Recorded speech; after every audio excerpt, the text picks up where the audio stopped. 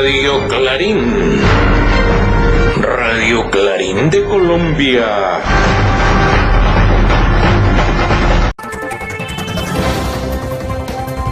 Buen día, apreciada audiencia. De nuevo con el noticiero Radio Clarín de Colombia. Hoy, marzo 20 del año 2022. Hoy tenemos noticias desde Colombia, Argentina, Chile, Venezuela, España, Suecia, Puerto Rico, Cuba, Brasil y Bolivia. Ya estamos listos, así como cada uno de nuestros corresponsales que están ubicados en cada uno de estos países, quienes nos ampliarán los principales hechos noticiosos y así generar un criterio objetivo. Estos son nuestros titulares. Pacto histórico de 16 a posibles senadores. Las travesuras de unos inocentes jurados. Refinancia deuda externa en Brasil. Difícil inicio de gobierno en Chile. Grave situación del pueblo trabajador en Venezuela. Discriminan migrantes en la Unión Europea. Poema a Francia Márquez. Gringos haciendo de las suyas en Estocolmo, Suecia. Falsas promesas en Puerto Rico. Hipocresía respecto a situación Ucrania. Absuelto Evo Morales y paro de maestros en Bolivia y la disparada del precio del nafta en Brasil. Desarrollamos de esta forma los principales hechos noticiosos desde Colombia. Organización Electoral entrega resultados de las consultas interpartidistas y la consolidación parcial de los escrutinios municipales de Senado 2022 al viernes 18 de este año. Las consultas fueron con los siguientes resultados. Para el pacto histórico, quien tuvo la mayor votación, 5.818.375 votos. Votos no marcados, 122.479. Votos nulos, 111.138. Votos para Gustavo Petro, 4.495.831. Votos para Francia Márquez Mina, 785.215. Votos para Camilo Romero, 227.218. Votos para Arelis Uriana, 54.770. Y votos finalmente para Alfredo Saade del Pacto Histórico, 21.724. Por otra parte, la coalición de Equipo por Colombia tuvieron una votación total de 4.145.691. Votos no marcados, 76.737. Votos nulos, 79.312. Votos para Federico Gutiérrez, 2.161.686. Votos para Alexander Char, 707.007 votos. Votos para David Barguil, 629.510. Votos para Aide Lizarazo, 259.771. Y votos finalmente para Enrique Peñalosa, 231.668. Para la otra coalición, corresponde a la de Centro Esperanza, tuvieron una votación total de 2.287.603. Votos no marcados, 62.978. Votos nulos, 65.160. De los cuales los votos para Sergio Fajardo correspondieron a 723.475. Votos para Juan Manuel Canal, 487.019 votos. Votos para Carlos Amaya, 451.223. Votos para Alejandro Gaviria, 336.504. Y votos para Jorge Enrique Robledo, 161.244. Para el Senado de la República, circunscripción nacional, total de mesas instaladas fueron 112.900 mesas. Mesas escrutadas, 109.203. Mesas en el exterior por escrutar, 2.139. Y mesas nacional por escrutar, 1.558. Es relevante indicar que no debe existir ninguna diferencia entre el preconteo y los escrutinios.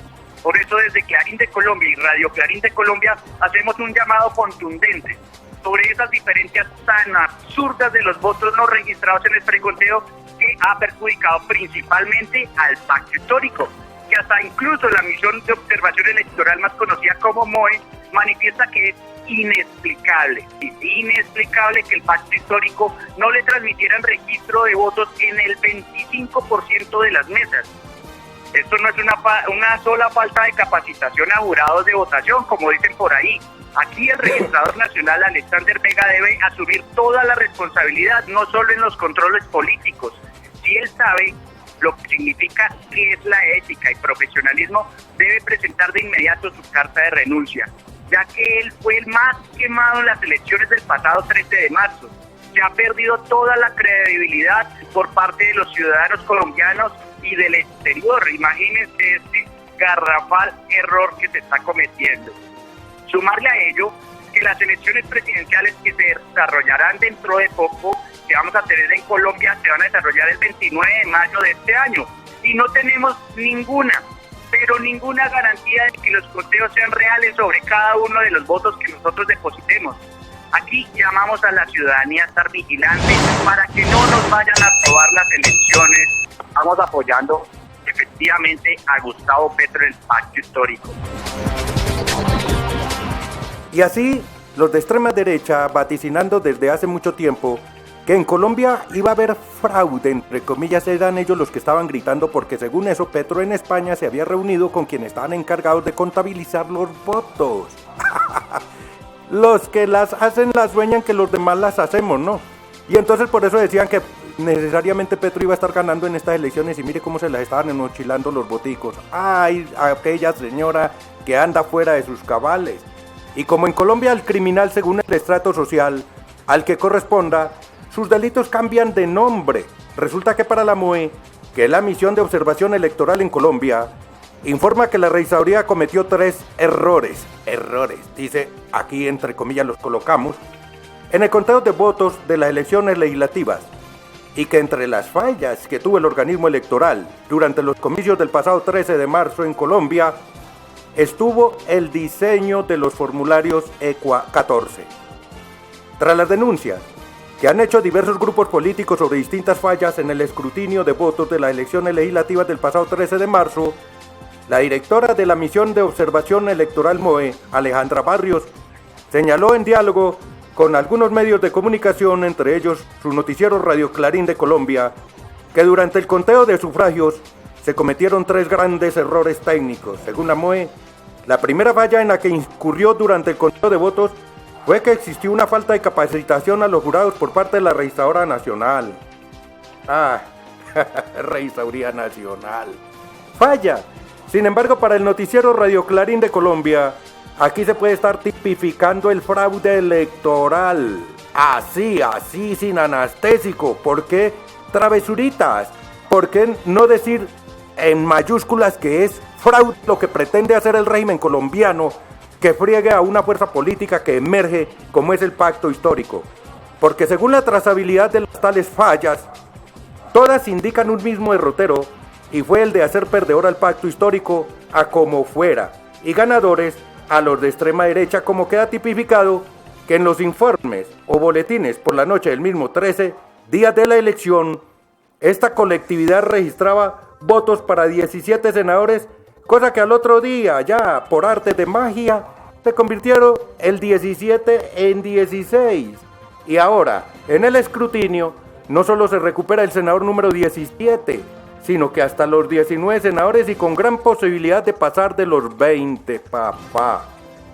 Y como era de esperarse, ahora la extrema derecha más desprestigiada que los fósforos de palo, al perderse en 2 senadores tanto del Partido Conservador como del Centro Democrático y el Centro de la Esperanza. ¡Ay, tiene Centro de la Esperanza! Salió la doña fuera de sus cabales a decir que esto no era justo. Por favor, esto no es justo, que los escrutinios favorecieron solo a un partido mientras nos quitan los votos a los demás. ¡Ay! ¡Qué ternura de la fuera de cabales! Resulta, señora, que en el noticiero Radio Clarín de Colombia, usando la matemática apenas del carboncito en la guasca de plátano, porque no tenemos la alta tecnología como ustedes, nos da, porque la matemática es irrefutable, nos da como resultado que al rescatar los votos del pacto histórico en manos de quien no les correspondía, pues lógicamente esta resta les resta votos y curules a quienes no los debieran de tener porque se los han, decía alguien, bueno, no quiero usar adjetivos, nunca les puede sumar, ya que los de los tales errores, la poca formación a jurados, que más bien parece demasiada ilustración para hacer perdedor solo a una colectividad, se los cargaron, sí, se los cargaron a sus cuentas sin pertenecerles. Oiga, esto como que tiene nombre, ¿cierto? Apropiarse lo que no les corresponde. pudiendo ser muchos más los votos mallogrados por las traviesitos inocentes, y como decía mi abuelita, al que viste con lo ajeno, en la calle lo empelotan pues. Bueno, esas son lamentables noticias que están aconteciendo en Colombia versus la credibilidad de nuestras instituciones. Por lo tanto, acá la invitación nuevamente es a la ciudadanía que estemos atentos para que no nos roben las elecciones. Por otra parte, ampliamos hechos noticiosos ahora desde Argentina. Esta semana el Parlamento argentino aprobó refinanciar la deuda adquirida por Macri con el Fondo Monetario Internacional. Así nos lo hace saber nuestro corresponsal que se ubica en Argentina, Alberto Más. Lo escuchamos, Alberto. Buenos días, audiencia.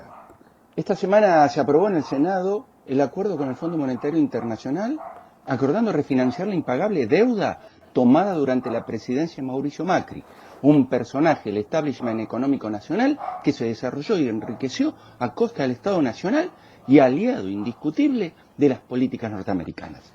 Este acuerdo, votado en la Cámara de Diputados y en la de Senadores, incluso por quienes fueron responsables de tomar tremenda deuda que supera los 45.000 millones de dólares, generó en el oficialista Frente de Todos una gran discusión e incluso se levantaron voces que reclamaron un mejor acuerdo, ya que el actual condiciona y entrega al Fondo Monetario Internacional la conducción económica del país, algo para lo cual este gobierno de Alberto Fernández no fue votado.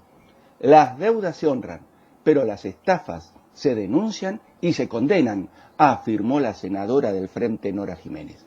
El acuerdo implica que se debe reducir el déficit ajustando los gastos estatales, pone un tope al crecimiento de la economía y a la acumulación de las reservas, exige una tasa de interés positiva, una devaluación controlada del dólar y una política monetaria contractiva para eliminar la emisión monetaria, limitando las transferencias de fondos nacionales a las provincias y a las empresas del Estado, y condicionará también el nivel de los salarios del sector público. Es decir, hambre para el pueblo argentino y ganancias extraordinarias para los grandes capitales y el Fondo Monetario Internacional.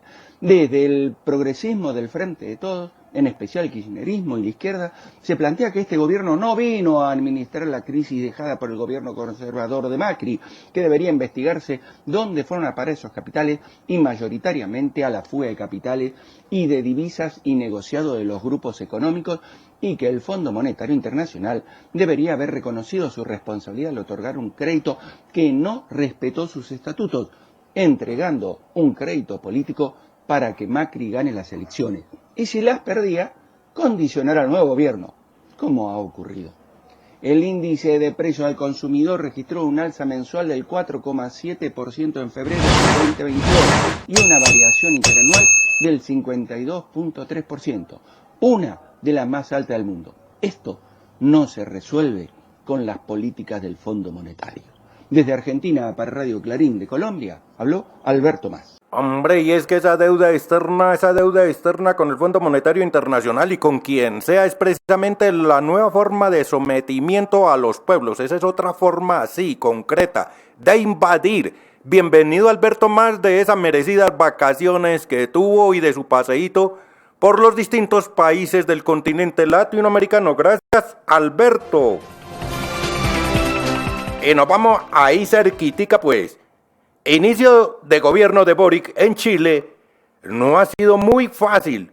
Por el contrario, con demasiados obstáculos, así nos lo hace saber nuestro corresponsal Enrique Sainz. Adelante, Enrique. Red Internacional e Independiente de Comunicación Alternativa, Clarín de Colombia.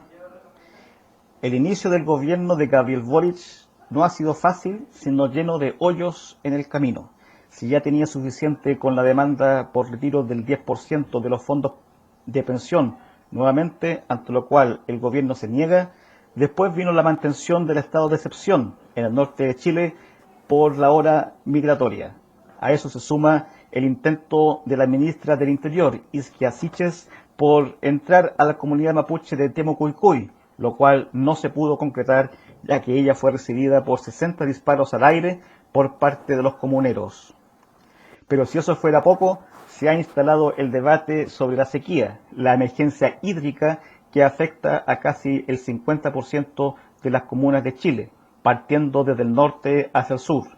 A esto se suma la proliferación de casos de abusos sexuales y matonaje al interior de establecimientos educacionales, lo cual ha provocado marchas que se han unido a otras manifestaciones en el centro de Santiago, la capital, en contra de varios intentos de secuestro producidos contra transeúntes en las avenidas principales. Complejo escenario político-social. Todas estas manifestaciones reflejan el estado delicado de la sociedad chilena y su alto grado de violencia en que se encuentran en todos los ámbitos. El problema se produce si es que todos estos micros estallidos se unen, se potencian. Entonces tendremos otro estallido, igual o peor a lo ocurrido el 2019. Desde Chile para Radio Clarín de Colombia les habló Enrique Sáenz. Gracias Enrique. Pasamos de esta parte de hechos noticiosos de Chile ahora a Venezuela. Difícil la sobrevivencia del pueblo trabajador venezolano. Así nos lo informa nuestro corresponsal que se ubica en este hermoso país, Marcos Rondón. Lo escuchamos, Marcos. Buen día, audiencia. Para nadie es un secreto la difícil situación política, económica y social que vive el pueblo trabajador venezolano, con los salarios más bajos del continente. Y esta realidad es producto de las sanciones unilaterales, coercitivas y criminales del gobierno de los Estados Unidos de América contra Venezuela, junto a una política antiobrera que sectores del gobierno del presidente Nicolás Maduro desarrollan contra el pueblo trabajador venezolano. Esta realidad cada día se hace más difícil, o hace más difícil la sobrevivencia del pueblo trabajador venezolano. En tal sentido, el gobierno se ha visto en la obligación de realizar un ajuste al salario mínimo mensual, que pasó de 7 bolívares, que equivale a 2.5 dólares, a 130 bolívares mensuales, que sería un promedio de 30 dólares al mes, más un bono de alimentación equivalente a 45 bolívares, que llevaría el ingreso promedio de una familia venezolana a solo 40 dólares mensuales. Esto significa solo el 10% de lo que gastaría una familia como canasta básica familiar. Desde los sectores de la clase obrera se continúa reivindicando un ingreso mínimo equivalente a la canasta básica, que como promedio son de 400 dólares, y que se respete la Constitución de la República Bolivariana de Venezuela, que nos permita vivir con más dignidad. Desde Venezuela, para Radio Clarín de Colombia, le habló Marcos Rondón. Gracias Marcos. Ahora vamos más allá de nuestro propio continente, hacia aquel que nos invadió. Unión Europea no recibe migrantes masculinos provenientes de Ucrania. Óiganle pues. Y al que lo haga, lo califican como desertor. Ay, jue madre, así nos lo hace saber nuestro corresponsal allá desde España, André Aveledo Fernández. Adelante, André. Ucrania es una parte del tablero de un juego perverso. En estos días han sucedido las ejecuciones de ucranianos por equidistantes, por prorrusos o por desertores. De esto los medios no informan. España y la Unión Europea solo dan asilo a mujeres y a niños, considerando a los hombres que tratan de huir del conflicto como desertores, participando así de la política del Ministerio de Defensa de Ucrania de no dejar salir del país a los hombres de 18 a 65 años y obligarles a luchar si quieren y no también, o bien ejecutados por traidores. Muchos quieren escapar de la guerra. Cruzando el monte o vistiéndose de mujer, intentan huir, los desertores ucranianos. Los hombres mayores de 18 años que no tengan más de 3 hijos a cargo, o sean viudos con hijos a cargo, o presenten problemas de salud, están obligados a quedarse en Ucrania a luchar. ¿Y a todo eso cómo le llamamos? Esta es una guerra que empezó en 2014 en el Donbass, que lleva más de 14.000 muertos antes del comienzo de la guerra entre Rusia y Ucrania. Una guerra que no le importó a nadie hasta que nuestros políticos y los medios de comunicación lo decidieron así. Esa es la triste y sucia realidad. Los únicos inocentes son los civiles muertos desde el 2014 hasta el día de hoy. Pero los únicos que le importan a Occidente y a sus medios de comunicación son los muertos de los últimos días. La OTAN quería esta guerra, que a los Estados Unidos les conviene desde un punto de vista económico y geoestratégico.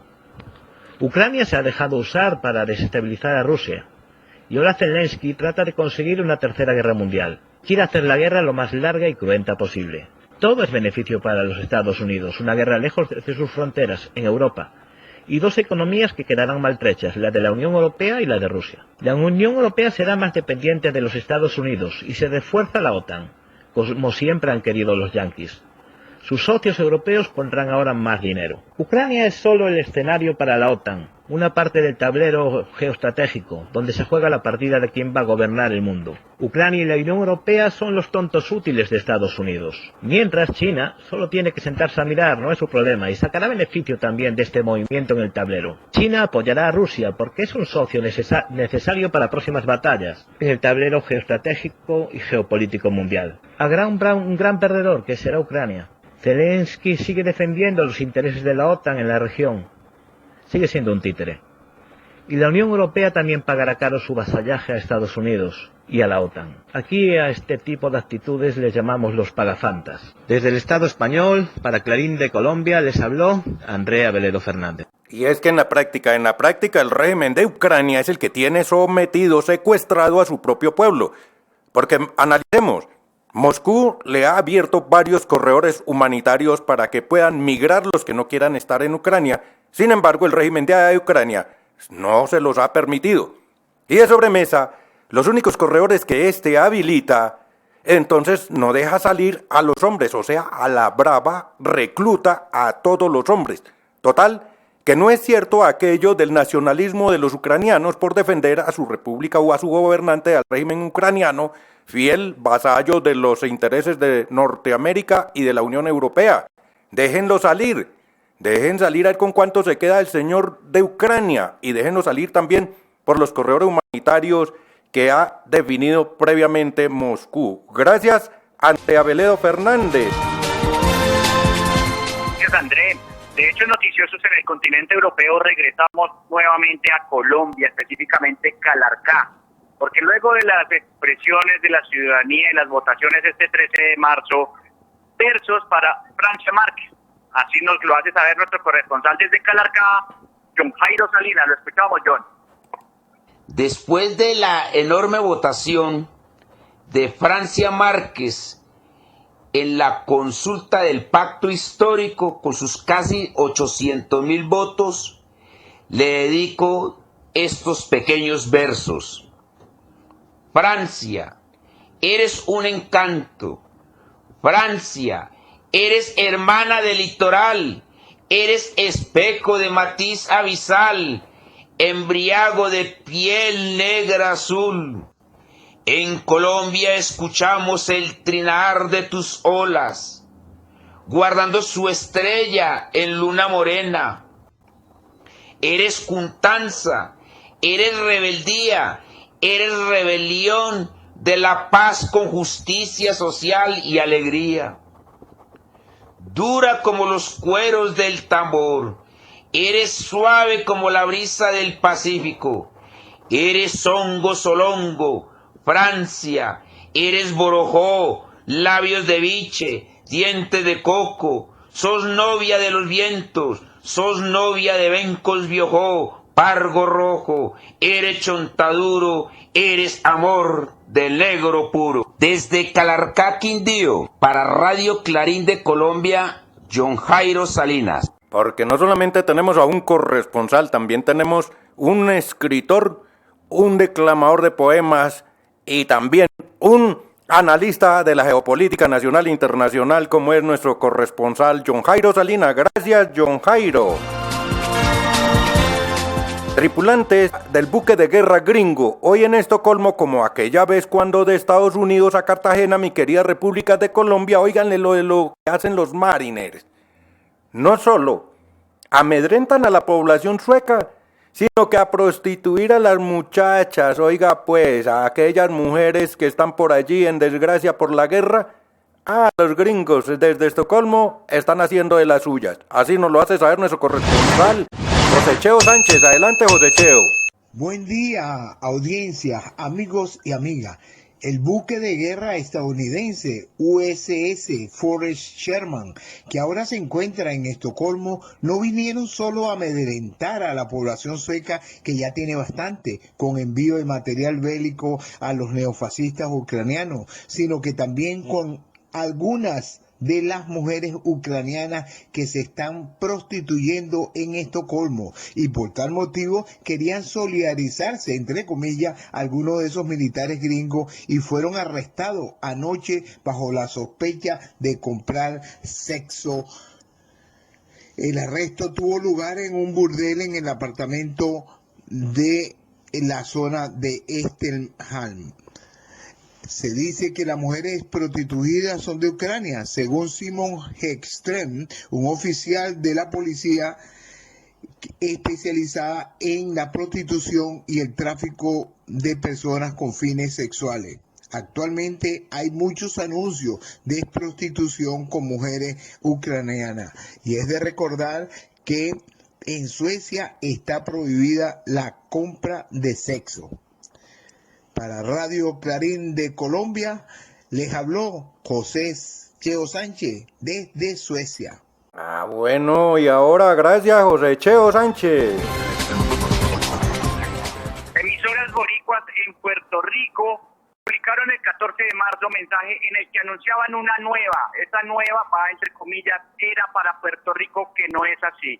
Nos lo hace saber nuestro corresponsal André Aveledo Fernández desde España. Lo escuchamos, André. Bueno, hacemos una aclaración acá para nuestra querida audiencia de su noticiero Radio Clarín de Colombia. Se trata de nuestra corresponsal en Puerto Rico, Berta Lluver Chechi. Adelante, Berta. Buenos días, audiencia. El pasado 14 de marzo, las televisoras boricuas publicaron un corto mensaje pregrabado del gobernador Pierluisi, donde anunciaba con bombos y platillos una nueva era para Puerto Rico. Supuestamente ya no estamos en quiebra y se abre una era de prosperidad. Eso porque el próximo día se cumpliría el plazo para la implementación del plan de ajuste de deuda ilegal y odiosa impuesto por el Congreso estadounidense a través de su Junta de Control Fiscal. Tanto el Ejecutivo como la legislatura hicieron todo lo posible para desoír los reclamos del pueblo y obedecieron ciegamente a la Junta, y ese 15 de marzo comenzó a regir la prioridad de pagarle a los bonistas mucho más de lo que habían pagado inicialmente por los bonos, antes que cubrir las necesidades del pueblo. Comenzó la destrucción del país, comenzó el aumento masivo en el costo de vida que ya de por sí es insostenible. Comenzaron los recortes en programas que benefician a las personas con más desventajas, la reducción de pensiones, como por ejemplo del magisterio, que ha llevado a que 2.800 educadores se retiren ahora para poder conservar su jubilación, porque de lo contrario vivirían en una miseria absoluta después de 30 años de servicio al país. Decenas de los 78 municipios existentes, que son quienes ofrecen los servicios a su población en situaciones de emergencia, podrían cerrar. Hasta la Escuela Pública de Medicina, en medio de una pandemia, perdería su acreditación por los recortes tan profundos que se le ha impuesto. Por eso aquí no queda más que ir contra el gobierno y sus lacayos y contra la dominación yanqui. Desde Puerto Rico, para Radio Clarín en Colombia, les habló Berta Lluver. Gracias, Berta Lluver. Y ahora nos vamos ahí cerquita. Aumenta la hipocresía de los gobiernos de Estados Unidos, de Norteamérica y de la Unión Europea respecto al conflicto en Ucrania. Así nos lo hace saber desde La Habana, Cuba, nuestro corresponsal Tony López. Buenos días, audiencia. La hipocresía del gobierno de Estados Unidos y de la Unión Europea en relación con el conflicto en Ucrania, en la cual todos los medios hegemónicos hacen una campaña satánica contra el presidente Putin y Rusia, al extremo de agredir a ciudadanos rusos residentes en países europeos, pero la locura ha llegado a extremos de agredir a animales de procedencia rusa, o sea, perros y gatos, pero también de quemar las obras de grandes genios de la cultura rusa como Dostoyevsky, Bertolt Brecht y otros. Es la expresión genuina del nazifascismo.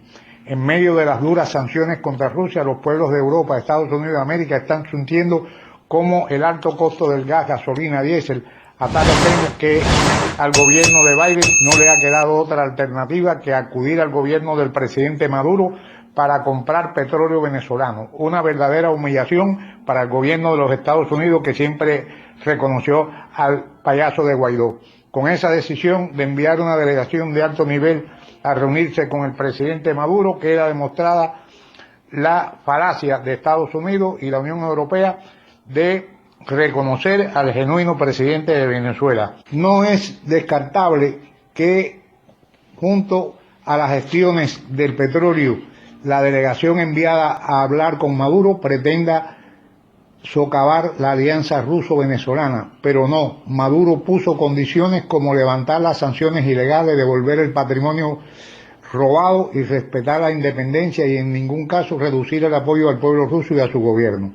Por otra parte, en la 49 sesión del Consejo de los Derechos Humanos en Ginebra, Suiza, la embajadora de Cuba, Mirta Julia Brosar, condenó los hechos terroristas patrocinados por Estados Unidos contra Cuba y la toxicidad y odio practicado en las plataformas digitales por grupos vinculados a la CIA desde Miami, en la cual claman por una intervención militar armada de Estados Unidos contra Cuba. Para Radio Clarín de Colombia, desde La Habana, Cuba, les habló Tony. Y así Colombia, pero no Colombia, porque entre ellas estoy, el régimen colombiano, diciéndole a Mandíbula Larga que tranquilo, que si de Rusia no le llega el petróleo, que Colombia se lo suple, cuando tiene unas reservas de crudo más o menos de 5 y a lo sumo 9 años. Entonces, ¿qué va a ocurrir con Colombia? Para todo lo que se necesita mover a través de este preciado líquido o el crudo petróleo, como se le llame. Ay, hombre, necesariamente Mandíbula Larga va a tener que comprar el petróleo desde Venezuela. Y para ello no le existe el Juanito Alimaña, porque Juanito Alimaña no se lo puede entregar. Le toca hablar con su presidente legítimo, Nicolás Maduro Moros. Gracias, Tony. En Bolivia, el Tribunal Constitucional Plurinacional falla a favor de Evo Morales tras años de injusticia. Así nos lo hace saber nuestro corresponsal desde Bolivia, Fernando Gonzaga. Lo escuchamos, Fernando. Buenos días, audiencia. Empezamos con las noticias en Bolivia. En septiembre de 2020, el Tribunal Supremo Electoral rechazó la postulación de Morales como senador, argumentando que no cumplía con el requisito constitucional de la residencia permanente. La resolución que inhabilitó la candidatura de Morales a la Cámara Alta fue validada por la Sala Constitucional Segunda de La Paz con 2 votos a favor y 1 en contra. La presidenta golpista de aquel tiempo, en una de las publicaciones en su cuenta red social Twitter, decía lo siguiente: frenamos al MAS en 2 oportunidades y lo hemos hecho con la ley en la mano, sin violencia y sin enfrentamientos. Somos los únicos que podemos evitar que vuelvan porque respetamos la ley y amamos la democracia. En aquel entonces, la golpista hablaba de democracia cuando en los hechos su recorrido fue antidemocrático. Morales, en respuesta a esa decisión, afirmaba que bajo amenazas y presiones de procesos, el dirimidor tomó una decisión política ilegal e inconstitucional. La historia demuestra que podrán inhabilitar a Evo, pero no podrán proscribir al pueblo. Ahora, el Tribunal Constitucional Plurinacional falló a favor del expresidente Morales y declaró como inconstitucional su inhabilitación como candidato a senador en las elecciones generales del 2020. Morales en aquel entonces tenía la condición de refugiado político y además ahora ordena la indemnización económica por daños civiles y judiciales. Desde Bolivia para Radio Clarín de Colombia, les habló Fernando Gonzaga. Hombre, y es que allí sí no tardó la justicia, lo que es la justicia en manos de nuestro querido pueblo. Gracias Gonzaga. Y seguimos ahí mismo. En algunas regiones del país, los maestros están en paro desde el primer día de clase en Bolivia. Así nos lo hace saber nuestro corresponsal, Edgar Freddy Vázquez. Adelante, Edgar. Buen día, estimada audiencia. En algunas regiones del país los maestros están en paro desde el primer día de clases. Demandan 10.000 ítems, con razón o sin razón, pero sin ningún respeto a la población estudiantil. En cambio, la Central Obrera Boliviana presenta al presidente Arce un pliego petitorio de incremento salarial. Como es costumbre, el empresariado nacional rechaza el incremento salarial, pero la Central Obrera Boliviana advierte que luchará por un incremento mayor a la inflación nacional. Por otro lado, 1 año de cárcel pasó Yanine Áñez para que pida perdón por el daño causado al país durante su gobierno de facto. Sin embargo, ella cree que todo lo hizo cumpliendo con su deber. 1 año no basta para que Yanine Áñez recobre el sentido y tome conciencia de lo nefasta y cruel que fue para Bolivia.